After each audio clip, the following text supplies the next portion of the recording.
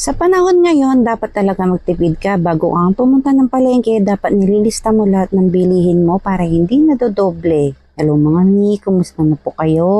Bago nga ako pumunta ng palengke dahil nga hindi pagising yung mga anak ko, nagluto muna ako ng puto para nga mayroon silang almusal. Tingnan naman yung rep namin as in, wala talaga siyang laman. Masihani ka sa akin kasi nga may papabili siya pero ayaw niyang pumasok sa loob ng palengke kasi sa palengke ako bumibili ng gulay at saka ng isda. Ang ginawa ko, iniwan ko muna siya sa McDo para nga kumain siya ng breakfast kasi hindi pa kumain yung batang to. Sa amin kasi kapag bibili ka ng lettuce ay talagang nakatanim pa siya sa lagayan niya. Ano bang tawag dyan?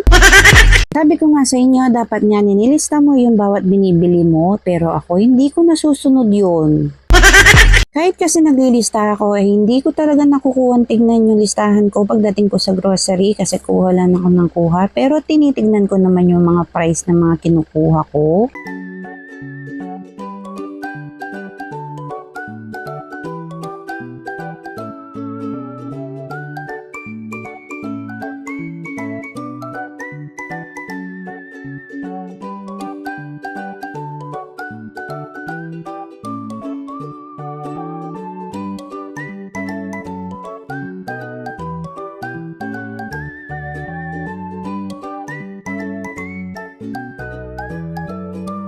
Miss ko naman kumain ng kimchi ay ako na lang yung gumagawa nito kasi nga gusto ko ako yung gumagawa ng pagkain namin. Tulad nito, iniisa-isa ko pa talaga yung pagbabanlaw sa mga dahon. May mga insekto kasi itong nakatago na hindi mo makukuha sa isang banlawan lang. Dapat talaga isa-isa mo siyang linisin. Tulad ng insektong ito na hindi ko alam yung pangalan pero nakadikit siya sa dahon kaya mahirap siyang tanggalin.